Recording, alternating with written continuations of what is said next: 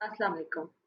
आज हम लोग वेबसाइट टेस्टिंग के बारे में पढ़ते हैं। वेबसाइट टेस्टिंग जैसे कि नाम से ज़ाहिर हो रहा है किसी भी वेबसाइट की टेस्टिंग के बारे में होती है कि किसी वेबसाइट को कैसे टेस्ट किया जाए। ठीक है। अब टेस्टिंग दो तरह की होती है, ऑटोमेटेड या मैनुअल। पहले जो भी कोई एप्लीकेशन होती है वो मैनुअल टेस्टेड लाजमी होती है, फिर ही वो ऑटोमेटेड टेस्टिंग के लिए जाती है जब वो स्टेबल हो जाती है। तो इसलिए पहले हम लोग मैनुअल टेस्टिंग को कवर करेंगे। तो मैनुअल टेस्टिंग के बारे में ये कहा जा सकता है कि manual testing is a type of software testing जहाँ पे टेस्टर्स जो हैं वो मैनुअली टेस्ट एग्जीक्यूट करते हैं।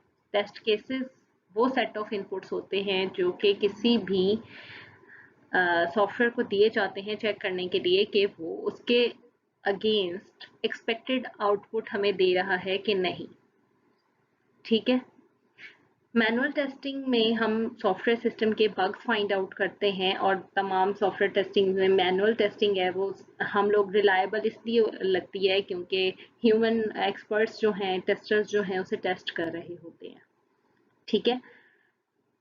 अब अगर हम लोग किसी भी एप्लीकेशन की बात करें कि वो पहले मैनुअल टेस्टेड क्यों होनी चाहिए ऑटोमेटेड से पहले, क्योंकि मैनुअल टेस्टिंग जो है उसमें एक ह्यूमन एक्सपर्ट ज़्यादा अच्छे से अंदाज़ा लगा सकता है कि इस कौन से सॉफ्टवेयर के पार्ट्स जो हैं वो ऑलरेडी टेस्ट हो गए हैं, कौन से होने हैं।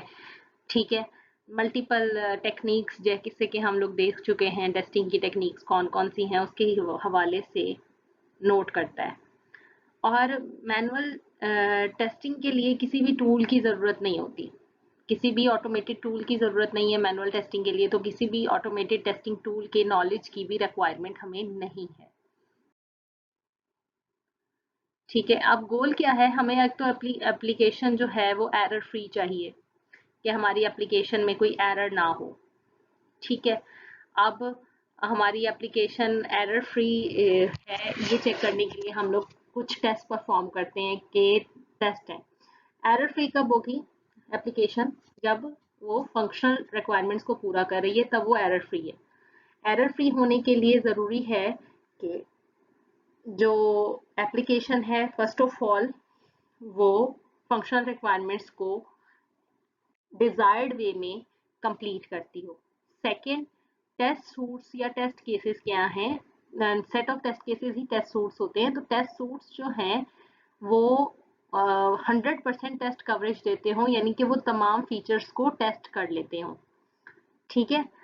अब ये दोनों चीज़ों के लिए मैनुअल टेस्टिंग ज़रूरी होती है, और मैनुअल टेस्टिंग का यही गोल है कि एप्लीकेशन एरर फ्री हो, टेस्ट कवरेज हो जाए पूरी एप्लीकेशन, और एप्लीकेशन जो है वो इतनी स्टेबल हो जाए आफ्टर चेकिंग कि हमें पता चल जाए कि हम लोग अब ऑटोमेटेडली इसको चेक कर लेंगे, ऑटोमेशन के थ्रू इसको चेक कर लेंगे। ठीक है। और हम लोगों ने ये भी देखना होता है कि जो रिपोर्टेड डिफेक्ट्स हैं वो डेवलपर्स ने फिक्स कर लिए हैं, वो रीटेस्टिंग कर रहे हैं या नहीं। इसके ऊपर जो है वो पूरा देखा जाता है कि रिपोर्टेड डिफेक्ट्स जो हैं वो ख़त्म हो चुके हैं कि नहीं।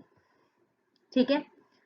नेक्स्ट, अगर हम लोग देखें तो हमें टेस्टिंग से, मैनुअल टेस्टिंग से आइडिया हो जाता है कि हमारे सिस्टम की क्या क्वालिटी होनी चाहिए, हो चुकी है क्या, हमारे क्वालिटी कितना क्वालिटी का सिस्टम बना है। ठीक है। बग फ्री है या फिर इसमें थोड़े से बग्स हैं, तो हम लोग उस प्रोडक्ट को कस्टमर्स को डिलीवर करने से पहले उसकी जो रिपोर्टेड डिफेक्ट्स होते हैं उनको फिक्स कर लेते हैं। तो हमें इस तरह से ये टेस्टिंग जो है वो बेनिफिशियल है कि हम फर्स्ट ऑफ ऑल एप्लीकेशन को एरर फ्री बना सकते हैं। सेकेंडली, जो हमारी एप्लीकेशन है वो बेहतर काम कर सकती है जब वो उसके डिफेक्ट्स वगैरह निकल जाएंगे, और अगर हमारी स्टेबल हो गई तो हम ऑटोमेशन भी कर सकेंगे और हमें क्वालिटी भी पता चल जाएगी सिस्टम की। ठीक है। अब मैनुअल टेस्टिंग और ऑटोमेटेड टेस्टिंग में क्या फ़र्क है, क्या इसके प्रॉस एंड कॉन्स हैं, इसको डिस्कस कर लेते हैं। Manual testing first of all कोई मैन कर रहे होते हैं, मैन पावर चाहिए होती है, कोई पर्सन करेगा। ऑटोमेटेड टेस्टिंग जो है वो कंप्यूटर प्रोग्राम करता है, इसलिए यही दोनों में फ़र्क है। इसके अलावा अगर हम लोग देखें कि ह्यूमन इंटरवेंशन जो है वो नीडेड होती है मैनुअल टेस्टिंग में। ऑटोमेशन टेस्टिंग में जो टूल्स हैं वो ये सारा काम कर रहे होते हैं। मैनुअल टेस्टिंग में हमें स्किल्ड लेबर चाहिए जो कि लॉन्ग टाइम का काम कर सके, तो इसलिए इसकी कॉस्ट भी हाई होगी। ऑटोमेशन टेस्टिंग में टाइम भी सेव होता है, मैन पावर भी सेम होती है।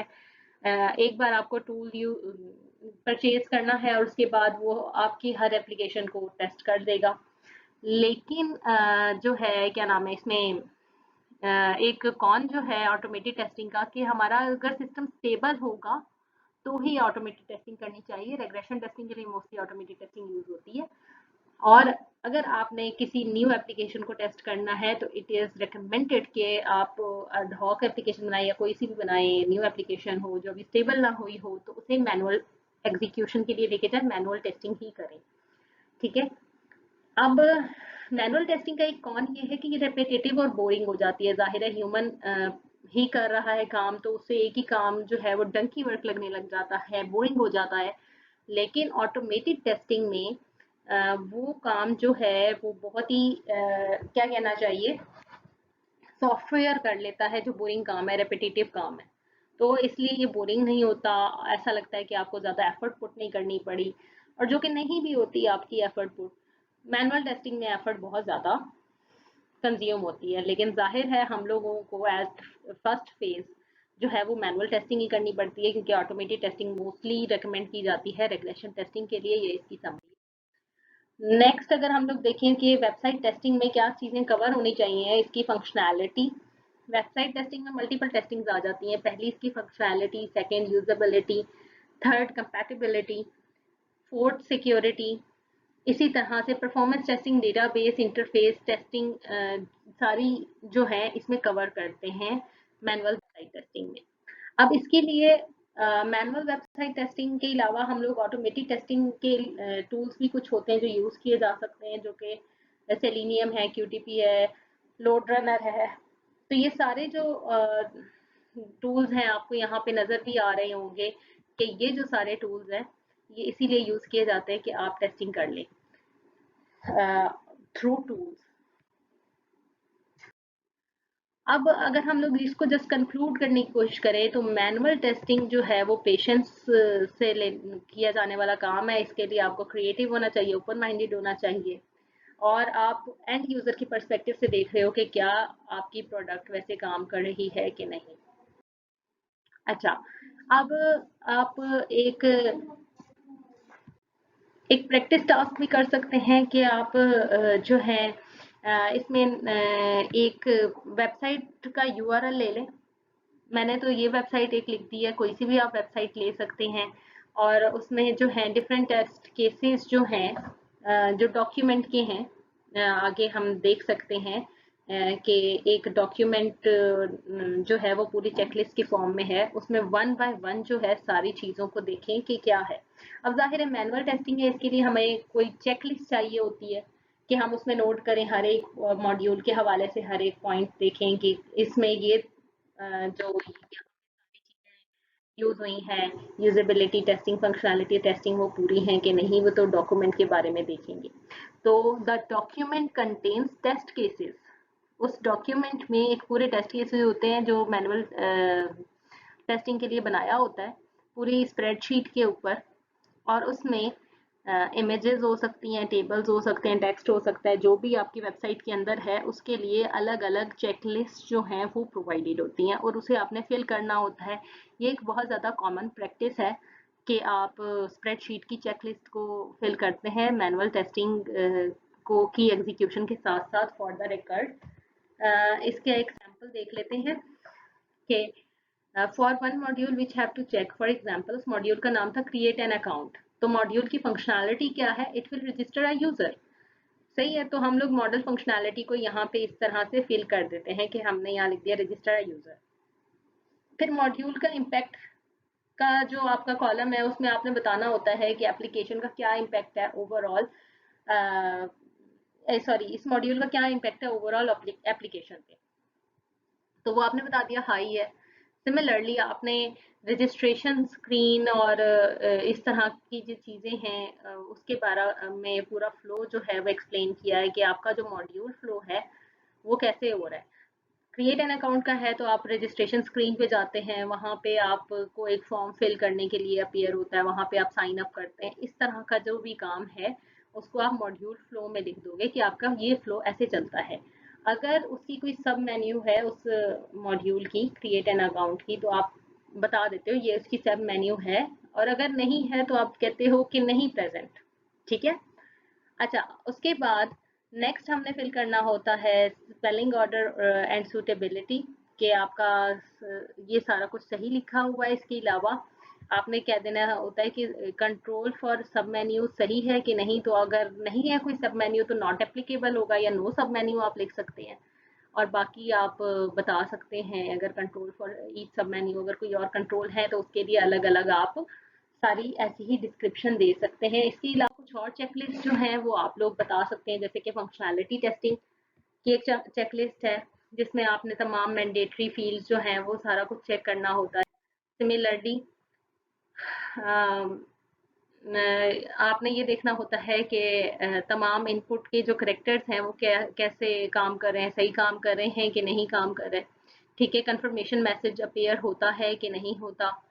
ठीक है। या फिर अगर आपने देखना है कि मैक्सिमम लेंथ जो है उस फील्ड की क्या है, अगर वो एक्सीड करती है तो कोई मैसेज अपीयर होता है कि नहीं होता। ठीक है। इसी तरह से अगर स्पेलिंग और ग्रामर का कोई अलर्ट मैसेज है तो आपको वो भी जनरेट होता है। फॉर एग्जांपल अगर मैं नेम दिख रही हूँ और वैसा कोई नेम नहीं है, आर कोई नेम हो सकता है या इस तरह का, तो आप लोग अलर्ट मैसेज करें कि ग्रामर में कोई ऐसा नेम नहीं है, ये वर्ब है।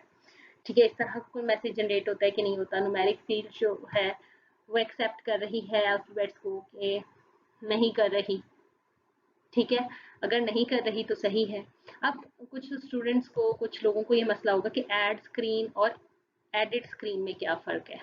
अब ऐड स्क्रीन मतलब जिसमें ऑप्शंस जो हैं वो अवेलेबल हों और आप उसे ऐड करते जाएं, वो तो है ऐड स्क्रीन। जैसे कि आप सिटीज़ कर लें, सिटीज़ के नेम में आपको ऑप्शंस अवेलेबल होंगे, आप उसे ऐड करते जाएं। लेकिन जो एड्रेस है वो एडिट के हिसाब से होता है। ठीक है, कि उसमें आप कोई टेक्स्ट फील्ड है उसे एडिट कर देते हैं। तो इन दोनों स्क्रीन के लिए जो है ये दोनों चीज़ें चेक की जाती हैं, कि ऐड स्क्रीन भी और एडिट स्क्रीन भी। इसके अलावा एक और चेकलिस्ट हो सकती है जो ड्रॉप डाउन्स के लिए है, कि लिस्ट बॉक्स या ड्रॉप डाउन्स के लिए कौन से हेडर आने चाहिए, कौन सा डेटा ऑर्डर ठीक है कि नहीं है। इसी तरह एडिट स्क्रीन के अंदर grammar and alert messages for list and drop downs के लिए। ठीक है, ये सारी चेकलिस्ट फॉर ईच मॉड्यूल्स आपने देखनी होती हैं कि हर मॉड्यूल पे ये चेकलिस्ट काम कर रही है कि नहीं। It is a part of manual testing.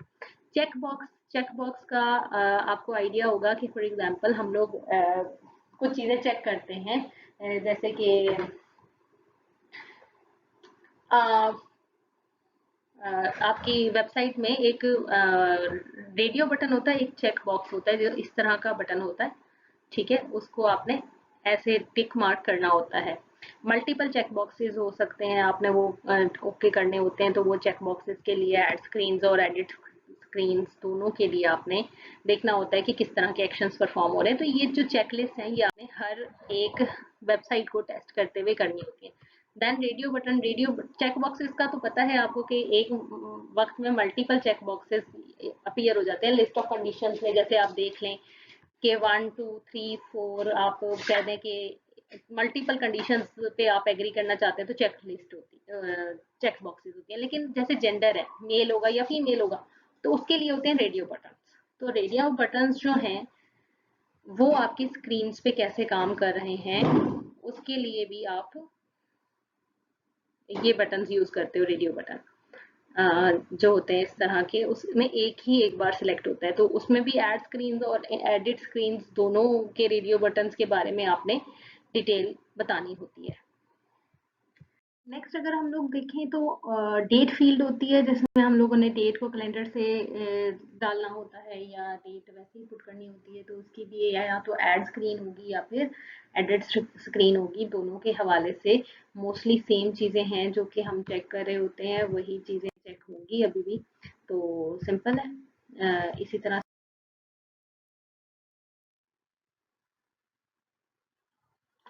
अगर बाकी चेकलिस्ट में आ जाएं तो हमारे पास जो है वो 12 आ जाती है बेटा कि इसकी हाइपरलिंक की फंक्शनैलिटीज की एडिटिंग फंक्शनैलिटीज और ग्राफिक्स की, जिसको इजीली हम लोग यहाँ से अगर साइट में कोई हाइपरलिंक्स वगैरह लगते हैं तो उसको हम यहाँ से एडिट कर लेते हैं।